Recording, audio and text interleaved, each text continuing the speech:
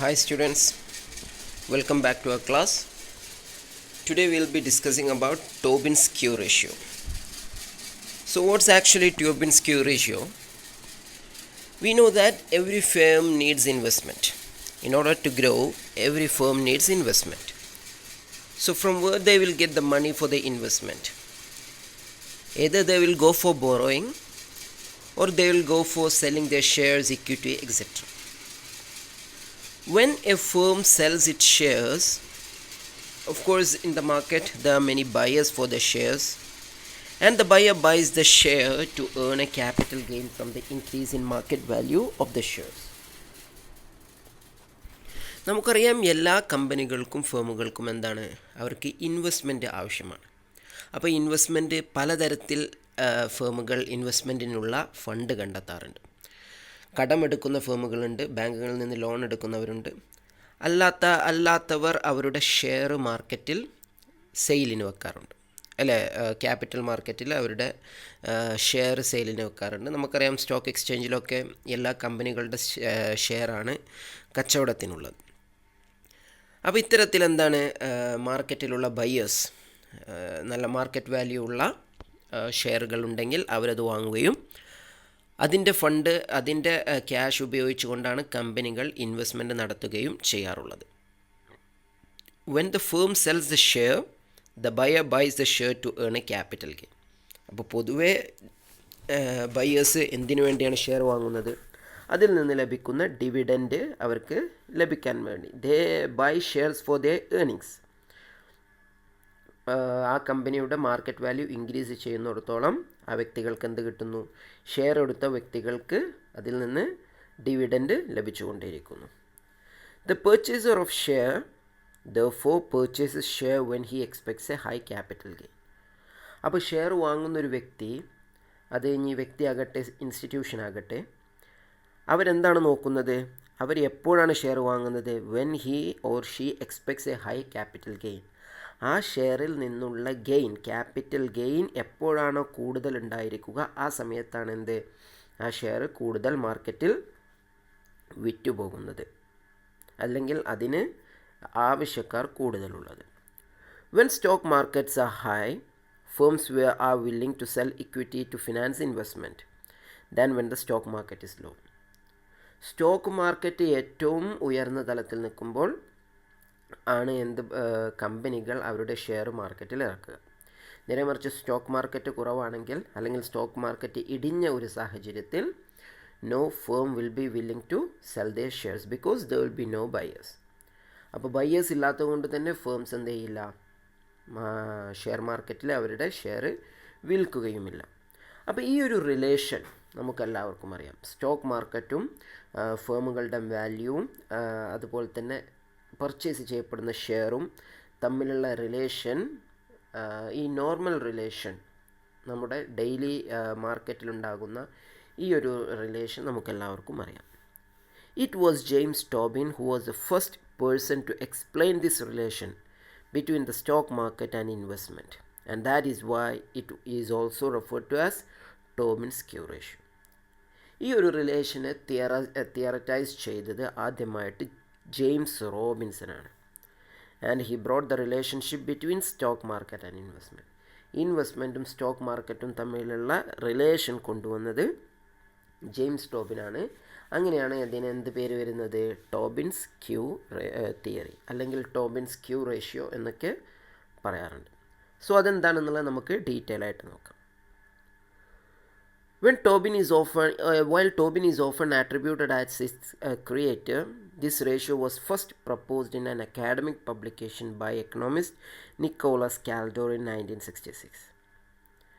James ടോബിനാണ് ഇതിൻ്റെ ഉപജ്ഞാതാവായിട്ട് അറിയപ്പെടുന്നതെങ്കിലും ഈ theory concept first മുന്നോട്ട് വെച്ചത് നിക്കോളസ് കാൽഡോറാണ്. അത് അദ്ദേഹത്തിൻ്റെ ഒരു അക്കാഡമിക് പബ്ലിക്കേഷൻ 1966 പുറത്തു കൊണ്ടുവന്ന ഒരു അക്കാഡമിക് പബ്ലിക്കേഷനിലായിരുന്നു. And in earlier text the ratio is sometimes referred to as Kaldor's V. മുമ്പത്തെ ഗ്രന്ഥങ്ങളിലെല്ലാം അത് കാൽഡോർസ് വി എന്ന പേരിലാണ് ഈ റേഷ്യോ അറിയപ്പെടുന്നത്. അപ്പോൾ പിന്നീട് ടോബിൻ ഇതിനെക്കുറിച്ച് കൂടുതൽ ഡീറ്റെയിൽ ആയിട്ട് എഴുതിയതിന് ശേഷമാണ് അത് ടോബിൻസ് ക്യൂ റേഷ്യോ ആയിട്ട് മാറിയത്. Tobin's Q is the ratio between. അപ്പോൾ എന്താണ് ടോബിൻസ് ക്യൂ എന്ന് ഡീറ്റെയിൽ ആയിട്ട് നോക്കുകയാണ്. Tobin's Q is the ratio between a physical assets market value and its replacement value. മാർക്കറ്റിലെ ഓരോ ഫേമുകൾക്കും അവരുടെ മാർക്കറ്റ് വാല്യൂ ഉണ്ടാകും, റീപ്ലേസ്മെൻറ്റ് കോസ്റ്റും ഉണ്ടാകും, റീപ്ലേസ്മെൻറ്റ് വാല്യൂവും ഉണ്ടാകും. അപ്പോൾ എന്താണ് റീപ്ലേസ്മെൻറ്റ് വാല്യൂ എന്നതുകൊണ്ട് ഉദ്ദേശിച്ചത്? കഴിഞ്ഞ ഏതാനും തിയറികളിൽ നമ്മൾ റീപ്ലേസ്മെൻറ്റ് വാല്യൂവിനെ കുറിച്ച് ഡിസ്കസ് ചെയ്യുകയുണ്ടായി. ഒരു ഫേം ഇന്ന് കംപ്ലീറ്റ് എന്ത് ചെയ്യുന്നു, ആ ഫേം പുതുക്കി പണിയുകയാണെങ്കിൽ എത്രയാണ് അതിന് എക്സ്പെൻസ് വരുന്നത്, അതാണ് എന്ത്, റീപ്ലേസ്മെൻറ്റ് വാല്യൂ. നേരെ മറിച്ച് മാർക്കറ്റ് വാല്യൂ എന്താണ്? നേരെ മറിച്ച് മാർക്കറ്റ് വാല്യൂ എന്നതുകൊണ്ട് ഉദ്ദേശിക്കുന്നത് എന്താണ്? ആ ഫേം ഇന്ന് മാർക്കറ്റിൽ അതിനെ നമ്മൾ വിൽക്കുകയാണെങ്കിൽ, അല്ലെങ്കിൽ ഇന്ന് ആ ഫേമിനെ മാർക്കറ്റിൽ നമ്മൾ എന്ത് ചെയ്യുന്നു, കച്ചവടത്തിന് വെക്കുകയാണെങ്കിൽ ആ ഫേം എത്ര രൂപയ്ക്ക് ആ ഫേം വിറ്റുപോകും, അല്ലെങ്കിൽ ആ ഫേമിൻ്റെ ഇന്നത്തെ വാല്യൂ എത്രയാണ്. അപ്പോൾ വാല്യൂ ഡിസൈഡ് ചെയ്യുന്ന ഫാക്ടേഴ്സ് എന്തൊക്കെയാണ്? ഫേമിൻ്റെ പ്രൊഡക്ഷൻ എങ്ങനെയാണ്, ഫേം യൂസ് ചെയ്യുന്ന ടെക്നോളജി എങ്ങനെയാണ്, പ്രസൻറ്റ് മാർക്കറ്റിൽ ഫേമിൻ്റെ ഹോൾഡിങ്സ് എത്രയാണ്. ഇതൊക്കെ അനുസരിച്ചായിരിക്കും ഒരു ഫേമിൻ്റെ മാർക്കറ്റ് വാല്യൂ, ഒരു ഫിസിക്കൽ അസറ്റിൻ്റെ മാർക്കറ്റ് വാല്യൂ ഡിസൈഡ് ചെയ്യപ്പെടുന്നത്. നേരെ മറിച്ച് അതിൻ്റെ റീപ്ലേസ്മെൻറ്റ് കോസ്റ്റ് എങ്ങനെയാണ്? അതിന് ഇന്നത്തെ രീതി അനുസരിച്ച്, ഇന്നത്തെ മാർക്കറ്റിലെ ഇതനുസരിച്ച് അതിന് എത്രയാണ് പുനർനിർമ്മിക്കാൻ ആ ഒരു ഫേമിന് അല്ലെങ്കിൽ ആ ഒരു അസറ്റിന് വീണ്ടും സീറോ ലെവലിൽ നിന്ന് അതിനെ ഉണ്ടാക്കി കൊണ്ടുവരാൻ എത്രയാണ് എക്സ്പെൻസ് വരുന്നത്, അതാണ് replacement value. It is A means of estimating whether A given business or market is over valued or under valued. അപ്പോൾ എന്താണ് ഇറ്റ് ഈസ് എ മീൻസ്? അതൊരു മാധ്യമമാണ്, മാർഗമാണ്. എന്തിനെ? എസ്റ്റിമേറ്റ് ചെയ്യാൻ. ഫോർവേഡ് ഇപ്പോൾ നിലനിൽക്കുന്നൊരു ബിസിനസ് അല്ലെങ്കിൽ ആ ഒരു ഫേം അല്ലെങ്കിൽ ആ ഒരു മാർക്കറ്റ് അത് ഓവർ വാല്യൂഡ് ആണോ അണ്ടർ വാല്യൂഡ് ആണോ? അപ്പോൾ ഓവർ വാല്യൂഡ് എന്ന് പറഞ്ഞാൽ ആ മാർക്കറ്റിന് അല്ലെങ്കിൽ ആ ബിസിനസ്സിന്, ആ ഫേമിന് ഇന്ന് മാർക്കറ്റിൽ നല്ല വാല്യൂ ഉണ്ട്. നേരെ മറിച്ച് അണ്ടർ വാല്യൂഡ് എന്ന് പറഞ്ഞാൽ എന്താണ്? അതിൻ്റെ വാല്യൂ വളരെ കുറവാണ്, അഥവാ റീപ്ലേസ്മെൻറ്റ് കോസ്റ്റിനേക്കാൾ കുറവാണ് അതിൻ്റെ മാർക്കറ്റ് വാല്യൂ. അപ്പോൾ എന്താണ് ടോബിൻസ് ക്യൂ? ആ റേഷ്യോ എങ്ങനെയാണ് കാൽക്കുലേറ്റ് ചെയ്യുന്നത് നോക്കാം. So Tobin's Q is equal to market value of the firm by replacement cost of capital. Simple equation ആണ്. Markets value of the firm divided by replacement cost of capital.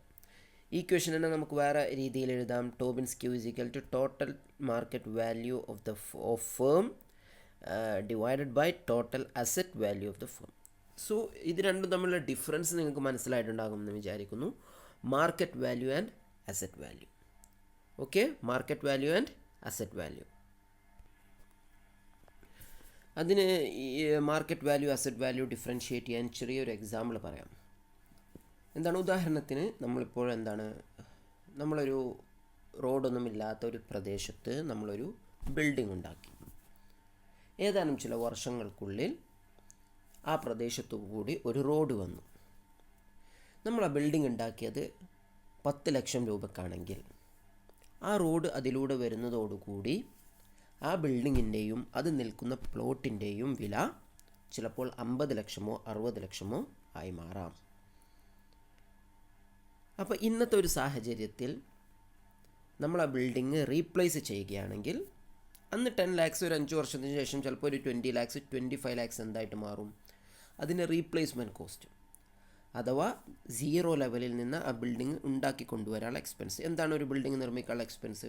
അതിൻ്റെ cement, BRICS, ഇരുമ്പ് തുടങ്ങിയവയാണ് അതിൻ്റെ basic requirements ഒരു building ഉണ്ടാക്കി കൊണ്ടുവരാനുള്ളത്.